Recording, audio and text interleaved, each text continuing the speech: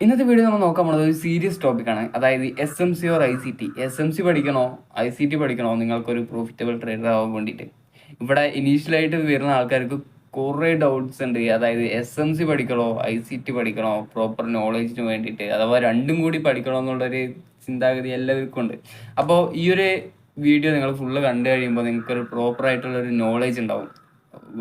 നിങ്ങൾ പഠിക്കണം എന്നുള്ള രീതിക്ക് നിങ്ങൾക്ക് എന്ത് പഠിക്കണം എന്ത് പഠിക്കണ്ട എന്നുള്ളൊരു പ്രോപ്പറായിട്ടുള്ളൊരു നോളേജ് തരുന്ന ഒരു വീഡിയോ ആണ് ഇന്നത്തെ വീഡിയോ ഡിസ്കസ് ചെയ്യാൻ പോണത്. ഓക്കെ, വീഡിയോയിലോട്ട് പോകാം. നമുക്ക് അറിയാം, ബേസിക് ആയിട്ട് ട്രേഡിങ്ങിൽ വേണ്ട കാര്യം എന്താ? Basic of trading. നമ്മൾ എന്താണ് ട്രേഡിങ്ങിൽ നമ്മൾ ചെയ്യുക? അതായത് നമ്മൾ ഒന്നില്ലെങ്കിൽ ബൈ ചെയ്യും, ഒന്നില്ലെങ്കിൽ സെല് ചെയ്യും. അത് സിമ്പിൾ അല്ലേ? അതെല്ലാവർക്കും അറിയണ കാര്യമല്ലേ? ഒന്നില്ലെങ്കിൽ നമ്മൾ ബൈ ചെയ്യും, ഒന്നില്ലെങ്കിൽ സെല് ചെയ്യും. അത് നമ്മൾ ചെയ്യണത്, കൂടുതൽ ബയ്യേഴ്സ് മാർക്കറ്റിൽ വന്നു കഴിഞ്ഞാൽ മാർക്കറ്റ് മേലോട്ട് പോകും. അതേപോലെ കൂടുതൽ സെല്ലേഴ്സ് മാർക്കറ്റിൽ വന്നു കഴിഞ്ഞാൽ മാർക്കറ്റ് താഴോട്ട് വരും. ഓക്കെ, ഇത്രയല്ലേ ഉള്ളൂ മാർക്കറ്റിൽ. അത് നമ്മൾ ഐഡന്റിഫൈ ചെയ്യണം. നമ്മൾ മാർക്കറ്റ് മേലോട്ട് പോണ മാർക്കറ്റ് ആണെന്നുണ്ടെന്ന് വെച്ച് കഴിഞ്ഞാൽ നമ്മൾ ലോന്ന് ബൈ ചെയ്തിട്ട് ഹൈയിൽ സെല്ല് ചെയ്യണം. അതേപോലെ താഴോട്ട് വരുന്ന മാർക്കറ്റ് ആണെന്നുണ്ടെന്ന് വെച്ച് കഴിഞ്ഞാൽ ഹൈന്ന് സെല്ല് ചെയ്തിട്ട് താഴെന്ന് ബൈ ചെയ്യണം. ഇതല്ലേ ട്രേഡിങ്ങിന്റെ ബേസിക്. ഇത് ഐഡന്റിഫൈ ചെയ്യാൻ വേണ്ടിയിട്ടാണ് കുറേ കോൺസെപ്റ്റുകൾ ഉള്ളത്. അതായത് SMC, ICT, price action, support and resistance, whatever. അതേപോലെ കുറേ കോൺസെപ്റ്റുകളുണ്ട്, ഇഷ്ടംപോലെ കോൺസെപ്റ്റുകളുണ്ട്. ഇത് നമുക്ക് അറിയാത്ത കോൺസെപ്റ്റുകൾ വേറെ നിറയുണ്ട്. ഈവൻ ട്രെൻഡ് ലൈൻസ് ഉള്ള ആൾക്കാരുണ്ട്. അപ്പോൾ ഇവരെല്ലാവരും നമ്മൾ കൺസിഡർ ചെയ്യുകയാണെന്നുണ്ടെങ്കിൽ ഇതിൽ നമുക്ക് ഏത് പഠിക്കണം, ഏത് ചൂസ് ചെയ്യണം ഒരു പ്രോഫിറ്റബിൾ ആയിട്ടുള്ള ട്രേഡർ ആവാൻ വേണ്ടിയിട്ട് എന്നുള്ളൊരു കാര്യം നമുക്ക് ചിന്തിക്കണ്ടേ? അതൊരു ഭയങ്കര കൺഫ്യൂസ് ആയിട്ടുള്ള കാര്യമാണ്. കാരണം നമുക്ക് എല്ലാം പഠിച്ചിട്ട് ഒരു കാര്യത്തിൽ ഇറങ്ങാന്നുണ്ടെന്ന് വെച്ച് കഴിഞ്ഞാൽ അതൊരു പോസിബിൾ ആയിട്ടുള്ളൊരു കാര്യമല്ല. Okay, don't confuse about what is right. അതായത് എന്താണ് ശരി എന്നുള്ള കാര്യത്തിൽ നിങ്ങൾ കൺഫ്യൂസ് ആവണ്ട. കാരണം എന്താ? Nothing is right, no strategy will give you 100% win rate. അതാണ് സത്യം. നിങ്ങൾക്ക് പ്രൈസ് ആക്ഷൻ എടുത്തോ, SMC എടുത്തോ, ICT എടുത്തോ, support and resistance, trend line, whatever, ഇനി നിറയെ കോൺസെപ്റ്റുകളുണ്ട്. ആ ഏത് കോൺസെപ്റ്റുകൾ നിങ്ങൾ എടുത്താലും അതിൽ ഏത് സ്ട്രാറ്റജിയും നിങ്ങൾക്ക് ഒരു 100% വിൻ റേറ്റ് നിങ്ങൾക്ക് തരില്ല. മനസ്സിലായോ? ഇതാണ് ട്രേഡിങ്ങിൻ്റെ ഒരു ട്രൂത്ത് എന്ന് പറയുന്നത്. അത് നിങ്ങൾ മനസ്സിലാക്കണം. അത് എൻ്റെ എല്ലാ വീഡിയോസിലും എൻ്റെ വീഡിയോസിൽ ഞാൻ പറയാറുണ്ട്, റിപ്പീറ്റ് ചെയ്ത് പറയുന്ന കാര്യമാണ്, ഏത് സ്ട്രാറ്റജിയും 100% വിൻ റേറ്റ് തരില്ല. അഥവാ നിങ്ങൾ കാണുമായിരിക്കുമ്പോൾ എല്ലാവരും പ്രോഫിറ്റ് മാത്രം അപ്ലോഡ് ചെയ്യുന്ന ആൾക്കാരെ കാണുമായിരിക്കും. അപ്പോൾ നിങ്ങൾ തോന്നും 100% വിൻ റേറ്റ്, അവർ എല്ലാ ട്രേഡും പ്രോപ്പറായിട്ട് അനലൈസ് ചെയ്താൽ നമുക്ക് എല്ലാ ട്രേഡും പ്രോഫിറ്റബിൾ ആക്കാം എന്ന് പറയുന്ന ആൾക്കാരുണ്ടാവും. അങ്ങനെ പറയുന്ന ആൾക്കാരിൽ രണ്ട് തരം ഉള്ളത്. ഒന്നില്ലെങ്കിൽ അവർ സ്കാമേഴ്സ് ആയിരിക്കും, ഒന്നില്ലെങ്കിൽ അവർ ഹോൾസെല്ലേഴ്സ് ആയിരിക്കും, ഒന്നില്ലെങ്കിൽ സ്കാമേഴ്സ് ആയിരിക്കും. ഇത് രണ്ടിലെ ആരെങ്കിലും ഒരാളായിരിക്കും അങ്ങനെ 100% വിൻ റേറ്റ് എന്ന് പറയുന്ന ആൾക്കാർ. അപ്പം നിങ്ങൾ അവെയർ ആയിട്ടിരിക്കുക. Okay, because if anyone have 100% win rate, he will become richest person on the world. അത്രേ ഉള്ളൂ. അവർക്ക് വേറെ ആവശ്യമില്ല. വേറെ കോഴ്സ് വിറ്റിട്ട് കിട്ടുന്ന പൈസയോ അല്ലാന്നുണ്ടെന്ന് വെച്ചാൽ നിങ്ങൾ അവൻ്റെ കോഴ്സിൽ ചേർന്നിട്ട് ഒരു 10,000 30,000 രൂപയ്ക്ക് അവൻ്റെ കോഴ്സ് വാങ്ങിക്കേണ്ട കാര്യം അവർക്കില്ല. അവർക്ക് ആ ടൈം ഇതിനു വേണ്ടി കളയേണ്ട ഒരു ആവശ്യമില്ലല്ലോ. നിങ്ങൾ തന്നെ ചിന്തിക്കുമോ?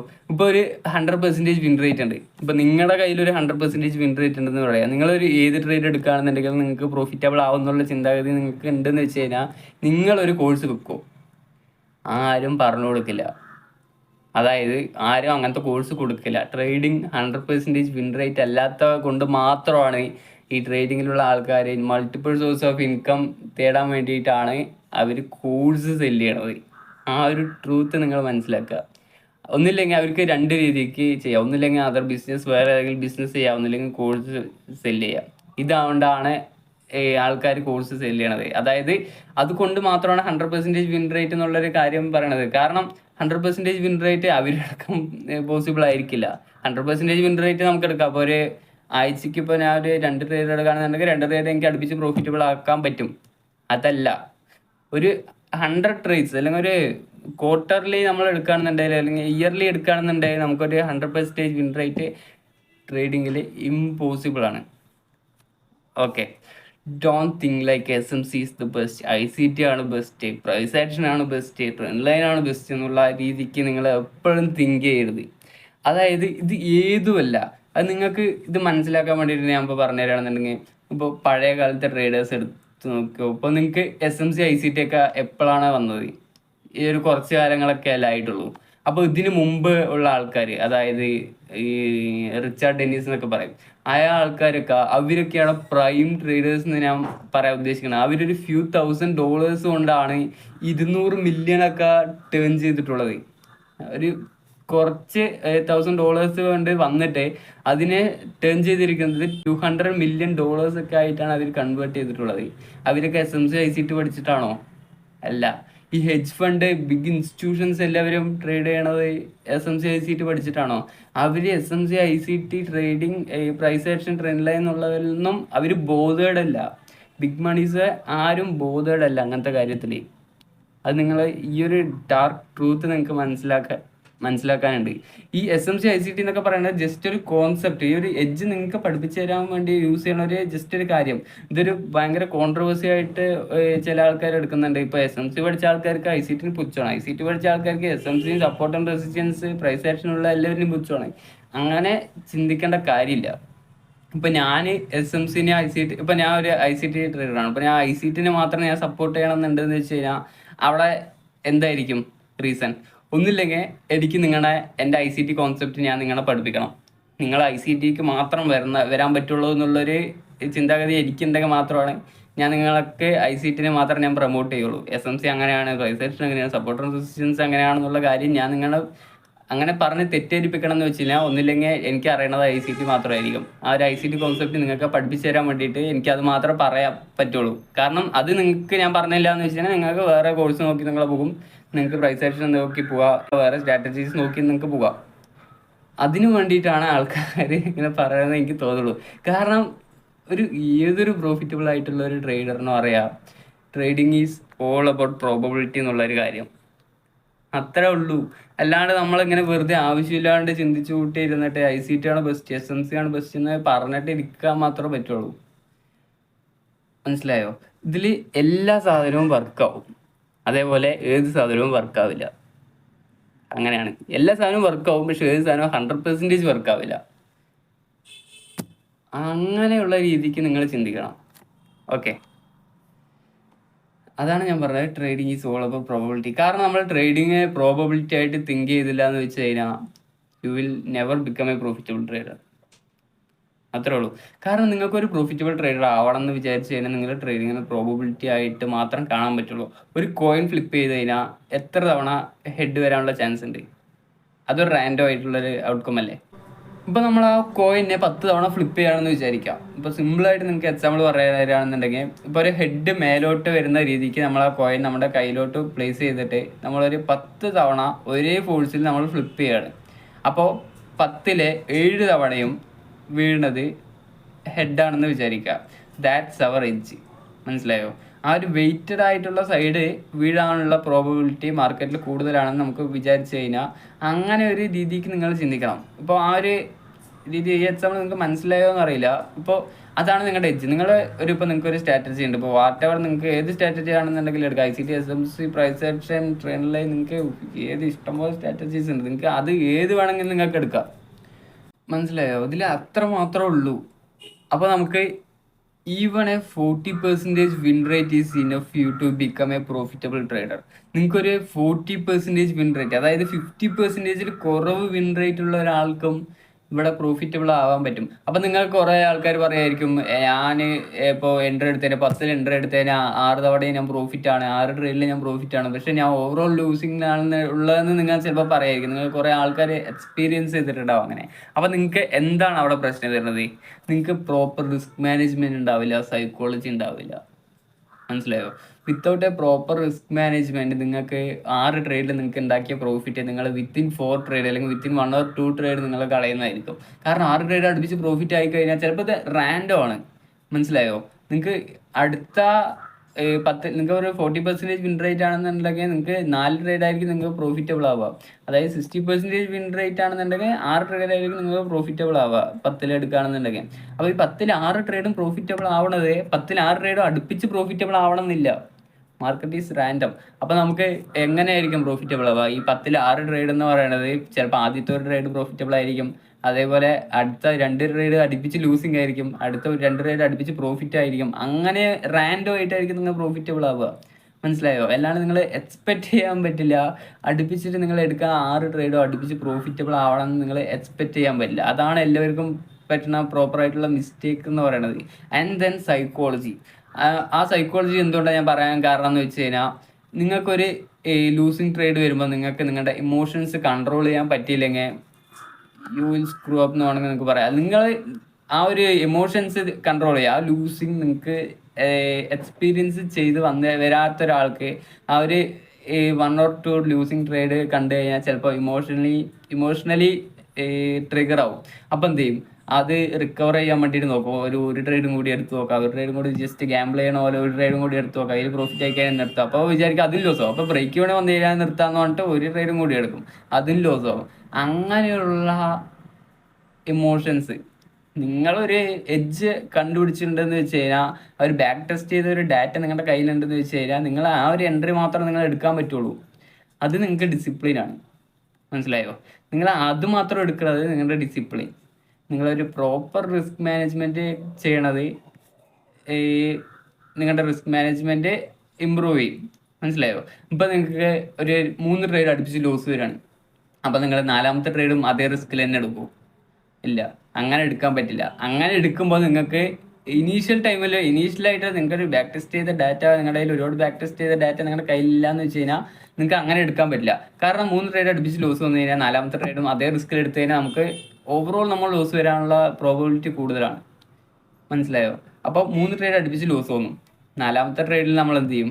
ആ ഒരു റിസ്കിൻ്റെ പകുതിയാക്കും. അതായത് ആ ഒരു റിസ്കിൻ്റെ 50% നമ്മൾ വീണ്ടും വെട്ടിക്കുറയ്ക്കും. എന്നിട്ട് വേണം നമ്മൾ ആ ഒരു ട്രേഡ് എക്സിക്യൂട്ട് ചെയ്യാൻ വേണ്ടിയിട്ട്. അപ്പോൾ അതിന് ലൂസ് ആയി കഴിഞ്ഞാൽ നമുക്ക് എന്ത് സംഭവിക്കും? കുറവ് റിസ്ക് ആയിരിക്കും നമുക്ക് വീണ്ടും നമ്മുടെ അക്കൗണ്ടിൽ നിന്ന് പോണത്. ആൻഡ് ദെൻ നമ്മൾ വീണ്ടും എടുക്കുകയാണെന്നുണ്ടെങ്കിൽ വീണ്ടും ആ ഒരു കുറവ് റിസ്കിൽ നമ്മൾ എടുക്കും. എന്നിട്ട് നമ്മൾ ബ്രേക്ക് ഈവൻ പൊസിഷനിൽ എത്തണ വരെ, ആ ഒരു ഇനീഷ്യൽ ക്യാപിറ്റൽ എത്തണ വരെ നമ്മൾ ആ ഒരു റിസ്ക് മാത്രം മെയിൻറ്റെയിൻ ചെയ്യാൻ പറ്റുള്ളൂ. ആൻഡ് ദെൻ അതിന് ശേഷമായിരിക്കണം നമ്മൾ റിസ്ക് കൂട്ടാൻ വേണ്ടിയിട്ട്. മനസ്സിലായോ? അങ്ങനെയുള്ള proper risk management setups use ചെയ്യുക.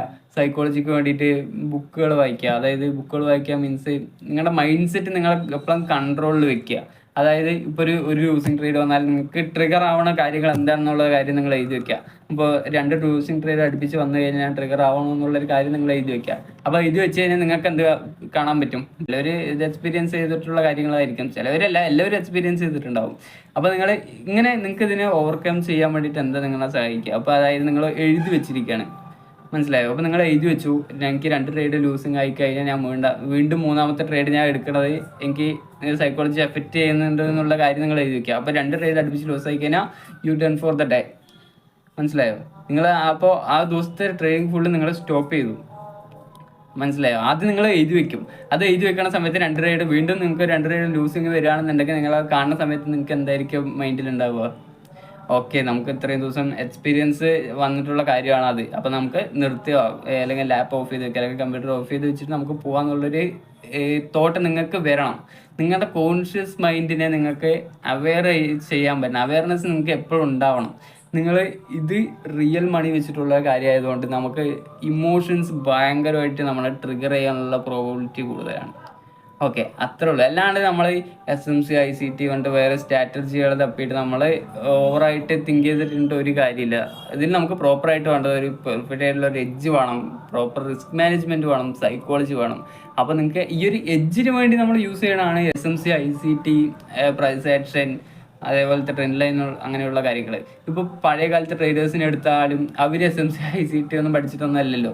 ഞാൻ പറഞ്ഞ പോലെ തന്നെ SMC ICT ഒന്നും പഠിച്ചിട്ടല്ല, ICT ഒക്കെ ഇപ്പോൾ ഒന്നല്ലേ. അപ്പോൾ അതിന് മുമ്പ് ആൾക്കാർ എങ്ങനെയാണ് ട്രെൻഡ് ലൈൻ വെച്ചിട്ടുള്ള ആൾക്കാർ പ്രോഫിറ്റബിൾ ആയിട്ടല്ലേ? ട്രെൻഡ് ലൈൻ വെച്ചിട്ടുള്ള ആൾക്കാരും പ്രോഫിറ്റബിൾ ആയിട്ടുണ്ട്. അതായത് ഇൻഡിക്കേറ്റേഴ്സിന് ഞാൻ പ്രൊമോട്ട് ചെയ്യില്ല, വേറെ സാധനങ്ങൾ, അതായത് ട്രെൻഡ് ലൈൻ, അതായത് support and resistance, SMC ICT, ഇതിൽ എല്ലാവരും പ്രോഫിറ്റബിൾ ആയിട്ടുള്ള ആൾക്കാരുണ്ട്, ലൂസിങ് ആയിട്ടുള്ള ആൾക്കാരുണ്ട്. അപ്പോൾ അവർ ഇപ്പോൾ SMCയിലുള്ള ആൾക്കാരും പ്രോഫിറ്റബിൾ ആണ്, ICTയിലുള്ള ആൾക്കാരും പ്രോഫിറ്റബിൾ ആണെന്ന് പറയാം. അപ്പോൾ ICTയിലുള്ള ആൾക്കാർക്ക് പറയാൻ പറ്റുമോ SMCയിലുള്ള ആൾക്കാർ ലൂസിങ് ആണ്, SMC വർക്കാവില്ല എന്ന് ICTക്ക് എപ്പോഴും പറയാൻ പറ്റില്ല.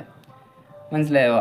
ഇത് കാരണം പറയാൻ പറ്റാത്ത വിവരമില്ലായ്മയാണെന്ന് ഞാൻ പറയുള്ളൂ. കാരണം അത് പറയണത് നമുക്ക് ബേസിക് ആയിട്ടുള്ള കാര്യം ആലോചിക്കാത്തതുകൊണ്ടായിരിക്കും. അല്ലെങ്കിൽ അവർ കോഴ്സ് സെല് ചെയ്യാൻ വേണ്ടിയിട്ടായിരിക്കും, അല്ലെങ്കിൽ എന്നുണ്ടെന്ന് വെച്ച് കഴിഞ്ഞാൽ വേറെ എന്തെങ്കിലും പർപ്പസിന് വേണ്ടിയിട്ടായിരിക്കും. ഓക്കെ, അപ്പോൾ നമ്മൾ ഫസ്റ്റ് ഇനീഷ്യലി ഫോക്കസ് ചെയ്യേണ്ടത് എന്താണ്? Focus on building and wedge with our channel. അതായത് നമ്മുടെ ചാനലിനെ നിങ്ങൾക്ക് ഇപ്പോൾ എഡ്ജ് വേണം. ഇപ്പോൾ എൻ്റെ ചാനൽ തന്നെ എടുക്കണമെന്നില്ല. അപ്പോൾ നിങ്ങൾക്ക് എഡ്ജ് വേണമെന്ന് ഉണ്ടെന്ന് വെക്കുക. അപ്പോൾ നിങ്ങൾക്ക് എഡ്ജ് വേണമെന്നുണ്ടെന്ന് വെച്ചാൽ നിങ്ങൾ എഡ്ജ് അവിടെ നിങ്ങൾ ഫൈൻഡ് ചെയ്യും. നിങ്ങൾക്ക് ഒരു സ്ട്രാറ്റജി വേണം. നിങ്ങൾക്ക് ഇനീഷ്യലി ഏതൊരു സ്ട്രാറ്റജി ആണെന്നുണ്ടെങ്കിൽ നിങ്ങൾക്ക് അത് വേണം. അപ്പോൾ നിങ്ങൾക്ക് ആ ഒരു സ്ട്രാറ്റജി ഫൈൻഡ് ചെയ്യാൻ വേണ്ടിയിട്ട് നിങ്ങൾ നോക്കുക. അത്ര ഞാൻ പറയുള്ളൂ. ഇപ്പോൾ SMC ഓർ ICT നിങ്ങൾക്ക് ബേസിക് ആയിട്ടുള്ള കുറച്ച് കാര്യങ്ങൾ നിങ്ങൾക്ക് അറിഞ്ഞിട്ടുണ്ടാവണം. മനസ്സിലായോ? അത് ബേസിക് ആണ്. അതിപ്പോൾ SMC എടുത്താലും ICT എടുത്താലും റിസപ്ഷൻ എടുത്താലും ട്രെൻഡ് ലൈൻ എടുത്താലും ബേസിക് ആയിട്ടുള്ള കാര്യങ്ങൾ എല്ലാവർക്കും സെയിം ആണ്. മനസ്സിലായി? അതായത് വോളിയം മീൻസ് ഇപ്പോൾ swing, high swing, low liquidity, അങ്ങനത്തെ കാര്യങ്ങൾ എല്ലാവർക്കും സെയിം ആണ്. മനസ്സിലായോ? അപ്പോൾ അത് ഒഴികെ നിങ്ങൾക്കൊരു ബാക്ക് ടെസ്റ്റ് ചെയ്യാൻ വേണ്ടിയിട്ട് നിങ്ങൾക്ക് ആദ്യം ഒരു എഡ്ജ് വേണം. ആ ഒരു എഡ്ജ് നിങ്ങൾക്ക് ഫൈൻഡ് ചെയ്തതിന് ശേഷം നിങ്ങൾ ഡെമോ അക്കൗണ്ടിൽ പോവുക. ഡെമോ അക്കൗണ്ടിൽ പോയതിന് ശേഷം നിങ്ങൾ ആ ഒരു സ്ട്രാറ്റജീനെ റിവേഴ്സ് ചെയ്ത് നോക്കുക. അതായത് മാസങ്ങളോളം നിങ്ങൾ ആ ഒരു സ്ട്രാറ്റജീനെ സ്റ്റഡി ചെയ്യുക. ഇത് ഏതൊക്കെ സിറ്റുവേഷനിലാണ് വർക്കാവുക, ഏതൊക്കെ സിറ്റുവേഷനിൽ വർക്കാവില്ല. അപ്പോൾ നിങ്ങൾക്ക് വിചാരിക്കും ഇപ്പോൾ എനിക്ക് 4 ദിവസമായിട്ട് ഈ സ്ട്രാറ്റജി വർക്കിംഗ് ആണ്. അപ്പോൾ 5ാമത്തെ ദിവസം നമ്മൾ വിചാരിക്കും, നമ്മൾ ട്രിഗർ ആവും, ഇമോഷണലി നമ്മൾ ട്രിഗർ ആവും. അപ്പോൾ 5ാമത്തെ ദിവസം നിങ്ങൾ വിചാരിക്കും ഇതെന്തായാലും വർക്കിംഗ് അല്ലേ, അപ്പോൾ നമ്മൾ എന്തിനാണ് വെറുതെ ഡെമോയിൽ എടുക്കുന്നത്, റിയലിൽ എടുക്കാമെന്ന് പറഞ്ഞിട്ട് നിങ്ങൾ ട്രിഗർ ആവും. അതാണ് നിങ്ങൾക്ക് വരുന്ന മിസ്റ്റേക്ക്. നിങ്ങൾക്കൊരു വർക്കിംഗ് ആയിട്ടുള്ള സ്ട്രാറ്റജി കിട്ടിക്കഴിഞ്ഞാൽ അത് ലൈഫിലോ നിങ്ങൾക്ക് വർക്കാവും എന്നുള്ളൊരു ആലോചന നിങ്ങൾക്ക് വേണം. മനസ്സിലായി? പക്ഷെ ഇതൊന്നും എനിക്ക് പറഞ്ഞുതരാം, അതൊന്നും പേഴ്സണലി ആരും ഉണ്ടായിരുന്നിട്ടില്ല. അപ്പോൾ നിങ്ങൾ ജസ്റ്റ് ഇങ്ങനെ ആലോചിക്കുക. ഇത് നിങ്ങൾക്കൊരു സ്ട്രാറ്റജി ബിൽഡ് ചെയ്തെടുത്ത് കഴിഞ്ഞാൽ നിങ്ങളൊരു 2 മാസം 3 മാസം എഫേർട്ട് എടുത്തതിന് ശേഷം ഇപ്പോൾ നമ്മുടെ വീഡിയോസ് ആണെന്നുണ്ടെങ്കിലും നിങ്ങൾക്ക് കാണാം നമ്മൾ പ്രോപ്പറായിട്ടുള്ള എഡ്ജ് നമ്മൾ കൊടുക്കുന്നുണ്ട്. മനസ്സിലായോ? ഇതിൽ കൂടുതൽ നിങ്ങൾക്കൊന്നും വേണ്ട. എഡ്ജ് നിങ്ങൾക്ക് മനസ്സിലാക്കുക. നിങ്ങൾക്ക് ആ ഒരു എഡ്ജ് നിങ്ങൾ കിട്ടിയതിന് ശേഷം നിങ്ങൾ ബാക്ക് ടെസ്റ്റ് ചെയ്യുക, ഫോർവേഡ് ടെസ്റ്റ് ചെയ്യുക. ഇതെല്ലാം നിങ്ങൾ ചെയ്യണ ഏതിലായിരിക്കണം? ഡെമോ അക്കൗണ്ടിൽ വേണം ചെയ്യണമെന്നുണ്ടെന്ന് വെച്ച് കഴിഞ്ഞാൽ. അപ്പോൾ അതിൻ്റെ നിങ്ങൾ റിയൽ മണിക്ക് വരുമ്പോഴാണ് നിങ്ങൾക്ക് മൈൻഡിൽ തോന്നുക സൈക്കോളജി ആൻഡ് റിസ്ക് മാനേജ്മെൻറ്റ്. ഇത് രണ്ടും നിങ്ങൾക്ക് റിയൽ മണിയിൽ വരുമ്പോഴായിരിക്കും നിങ്ങൾക്ക് എഫക്റ്റ് ചെയ്യുക. എഡ്ജ് നിങ്ങൾക്ക് ഫൈൻഡ് ചെയ്യണത് ഡെമോ അക്കൗണ്ടിൽ നിങ്ങൾക്ക് എഡ്ജ് ഫൈൻഡ് ചെയ്യുക. എഡ്ജിനെ നിങ്ങൾക്ക് ബിൽഡ് ചെയ്തെടുക്കുന്ന ഡെമോ അക്കൗണ്ടിൽ നിങ്ങൾക്ക് ബിൽഡ് ചെയ്തെടുക്കാൻ പറ്റും. പക്ഷെ നിങ്ങൾക്ക് എപ്പോഴും ഒരു റിസ്ക് മാനേജ്മെൻറ്റും സൈക്കോളജിയും ഒരു ഡെമോ അക്കൗണ്ട് കൊണ്ട് നിങ്ങൾക്ക് എഫക്റ്റ് ചെയ്യാൻ പറ്റും. അത് നിങ്ങളെ ലൂസ് ചെയ്ത് എന്തുകൊണ്ടാണ് നിങ്ങൾ ലൂസ് ചെയ്യണത്? അങ്ങനെ ഒരു പ്രോപ്പറായിട്ടുള്ളൊരു എഡ്ജ് കിട്ടിയ ഒരാൾക്ക്, ഇപ്പോൾ എൻ്റെ പേഴ്സണൽ എഡ്ജ് ഞാൻ നിങ്ങൾക്ക് പറഞ്ഞ് തന്നാലും നിങ്ങളെ കൊണ്ട് ചിലപ്പോൾ പ്രോഫിറ്റബിൾ ആവാൻ പറ്റില്ല. ഒരു ബിഗിനർ ട്രേഡർ ആണെന്നുണ്ടെങ്കിലും പിന്നെ അത് ഞാൻ പറഞ്ഞ കാര്യമല്ല. ഇപ്പോൾ റിച്ചാർഡ് ഡേനിയൽസിനെ പറയുന്നത്, ഇപ്പോൾ വാൾ സ്ട്രീറ്റിൻ്റെ ചുമരിൽ നമ്മുടെ സ്ട്രാറ്റജി എഴുതിയിട്ടാലും ഒരു ഇനീഷ്യലായിട്ട് വരുന്ന ഒരാൾക്ക് അത് കണ്ടിട്ട് എപ്പോഴും ഒരു പ്രോഫിറ്റബിൾ ട്രേഡർ ആവാൻ പറ്റില്ല. Trading is not work like that. Okay, അങ്ങനെ ചിന്തിക്കുക. അല്ലാണ്ട് നമ്മൾ ആവശ്യമില്ലാണ്ട് ഒരു കോൺട്രവേഴ്സി ഉണ്ടാക്കിയെടുക്കേണ്ട കാര്യമില്ല. SMC ആണ് വർക്ക് ചെയ്യുക, ICT വർക്ക് ചെയ്യുക, അതായത് പ്രൈസ് ആക്ഷൻ വർക്ക് ചെയ്യുക, ട്രെൻഡ് ലൈൻ വർക്ക് ചെയ്യുക, അങ്ങനെയുള്ളൊരു കോൺസെപ്റ്റ് അങ്ങനെയുള്ള ടോപ്പിക് നമ്മൾ ഒഴിവാക്കേണ്ട കാര്യമാണ്. നിങ്ങൾക്ക് എന്താ വേണ്ടത്? നിങ്ങൾക്ക് ഒരു ഇനീഷ്യൽ ട്രേഡ് ആണെന്നുണ്ടെങ്കിൽ നിങ്ങൾക്ക് ആദ്യം വേണ്ടത് ഒരു എഡ്ജാണ്. അതിന് നിങ്ങൾ ഫൈൻഡ് ചെയ്യുക. എഡ്ജ് കിട്ടിയതിന് ശേഷം നിങ്ങൾ പോയി ബാക്ക് ടെസ്റ്റ് ചെയ്യുക. അത്രേ ഉള്ളൂ. വർക്ക് ചെയ്യാൻ തയ്യാറാവുക. അല്ലാണ്ട് ഇപ്പോൾ ചിലവർ, ഞാൻ ഇപ്പോൾ ഒരു വീഡിയോ ഇട്ട് കഴിഞ്ഞാൽ ചിലർ ചോദിക്കാറുണ്ട് ഇത് അതിൽ വർക്കാവും ഇതിൽ വർക്കാവും എന്നുള്ള ഒരു ക്വസ്റ്റ്യൻസ് വന്നുകൊണ്ടിരിക്കും. അപ്പോൾ നിങ്ങൾ എന്താ ചെയ്യേണ്ടത്? നിങ്ങൾ ഇത് എടുക്കുക, അത് അതിൽ പോയി ചെക്ക് ചെയ്ത് നോക്കുക. മനസ്സിലായോ? അത് അതിൽ പോയി ചെക്ക് ചെയ്ത് നോക്കി കഴിഞ്ഞ് കഴിഞ്ഞാൽ നിങ്ങൾക്ക് മനസ്സിലാവും ഇത് അതിൽ വർക്കാവോ. ഇത് ഞാൻ ഞാൻ പറയായിരിക്കും ഇത് അതിൽ വർക്കാവും എന്ന് പറയായിരിക്കും. പക്ഷെ നിങ്ങൾക്കത് കാണാൻ പറ്റില്ല അതിൽ പോയി കഴിഞ്ഞാൽ. മനസ്സിലായോ? ഇത് നിങ്ങൾ തന്നെ ഓണായിട്ട് പഠിക്കേണ്ട കാര്യമാണ്. ഇപ്പോൾ ഒരു മെൻറ്ററിനുള്ള നിലയ്ക്ക് എന്ത് പറഞ്ഞു തരാൻ പറ്റും? നിങ്ങൾക്ക് പഠിപ്പിച്ച് തരാൻ പറ്റും. അപ്പോൾ നിങ്ങൾ പ്രോഫിറ്റബിൾ ആവുക, നിങ്ങൾ റിസ്ക് മാനേജ്മെൻറ്റ് കൺട്രോൾ ചെയ്യുക, നിങ്ങളുടെ ഡിസിപ്ലിൻ, നിങ്ങളുടെ സൈക്കോളജി, അതെല്ലാം നിങ്ങളുടെ കയ്യിലുള്ളത്. മനസ്സിലായോ? അത് ഒരു മെൻറ്ററിനെ കൊണ്ട് കൺട്രോൾ ചെയ്യാൻ പറ്റാത്തൊരു കാര്യമാണ് ഈ കാര്യങ്ങൾ മെൻറ്ററിനെ കൊണ്ട് കൺട്രോൾ ചെയ്യാൻ പറ്റുന്ന കാര്യങ്ങൾ എന്താ, നിങ്ങൾക്ക് വരുന്ന മിസ്റ്റേക്കുകൾ. ഇപ്പോൾ ഇവിടെ നിന്ന് ഇങ്ങനെ എടുത്തതിനെ ഈ മാർക്കറ്റ് കണ്ടീഷനിൽ എടുത്തതിനെ നമുക്ക് എഡ്ജ് വർക്കാവില്ല. അതായത് ഇങ്ങനെയുള്ളൊരു കൺസോൾട്ടേഷൻ സ്റ്റേജിൽ നമ്മൾ എടുത്തതിന് നമ്മുടെ എഡ്ജ് വർക്കാവില്ല എന്നുള്ള അങ്ങനെയുള്ള ബേസിക് കാര്യങ്ങളെല്ലാം നമുക്ക് ഒരു മെൻറ്റർ എന്നുള്ള രീതിക്ക് നമുക്ക് പറഞ്ഞു തരാൻ പറ്റും. അല്ലാതെ നിങ്ങൾക്ക് റിസ്ക് മാനേജ്മെൻറ്റ് വരുമ്പോൾ നിങ്ങൾ കൺട്രോൾ ചെയ്യുന്നില്ല, നിങ്ങൾ ആ ഡിസിപ്ലിൻ ആയിരിക്കുന്നില്ല എന്നുള്ളൊരു ഏത് രീതിയിലുള്ള അങ്ങനത്തെ ഒരു ടോപ്പിക്ക് ഒരു മെൻറ്ററിനെ കൊണ്ട് കൺട്രോൾ ചെയ്യാൻ പറ്റില്ല. ഓക്കെ, അത് നിങ്ങൾ ഓണായിട്ട് വർക്ക് ചെയ്യേണ്ട കാര്യമാണ്. ഈ ട്രേഡിങ്ങിൽ വർക്ക് എന്ന് പറയുമ്പോൾ എന്താ വർക്ക് എന്നുള്ള രീതി, അതായത് ഒരു ഓളം മാർക്കറ്റ് കണ്ടീഷൻ വരികയാണ്, അതായത് ഒരു കൺസോൾട്ടേഷൻ, ഒരു പ്രൈസ് ആക്ഷനെ വർക്കാവാത്തൊരു മാർക്കറ്റ് കണ്ടീഷൻ വരികയാണ്. അങ്ങനെയുള്ള മാർക്കറ്റ് കണ്ടീഷൻ വരുമ്പോൾ നമ്മൾ സ്റ്റെപ്പ് ബാക്ക് ചെയ്തിരിക്കുക, അതായത് നമ്മൾ മാർക്കറ്റിൽ നിന്ന് മാറിയിരിക്കുക. അതാണ് ഇതിൽ ചെയ്യേണ്ട കാര്യം. അപ്പോൾ ട്രേഡിംഗ് എന്ന് പറയുകയാണെന്നുണ്ടെങ്കിൽ ഒരു കോട്ടുണ്ട്, ട്രേഡിംഗ് എന്ന് പറയുകയാണെന്നുണ്ടെങ്കിൽ it's not about how much you make. മനസ്സിലായോ? അതായത് നമ്മൾ എത്ര പൈസ ഇതിൽ നിന്ന് ഉണ്ടാക്കുന്നു എന്നുള്ളൊരു കാര്യമല്ല ഇതിൽ കൂടുതലായിട്ട് നമ്മൾ ഇമ്പോർട്ടൻസ് കൊടുക്കേണ്ട കാര്യം. നമ്മൾ എത്ര പൈസ നഷ്ടപ്പെടാണ്ടിരിക്കുന്നു എന്നുള്ളൊരു കാര്യം നമ്മൾ അവെയർ ആയിരിക്കില്ലേ. നമ്മൾ എത്ര പൈസ ഇതിന് നഷ്ടപ്പെടുത്തുന്നില്ല, അതാണ് ഇതിൽ മെയിനായിട്ട് വരുന്ന കാര്യം. ഓക്കെ, അങ്ങനെയുള്ള കോൺസെപ്റ്റിൽ നിങ്ങൾ ചിന്തിക്കുക, trading will become easy to you. Okay, ഇന്നത്തെ വീഡിയോ പറഞ്ഞാലും മനസ്സിലായെന്ന് വിചാരിക്കുന്നു. അടുത്ത വീഡിയോ കാണുന്നവരെ ഓക്കെ, ബൈ.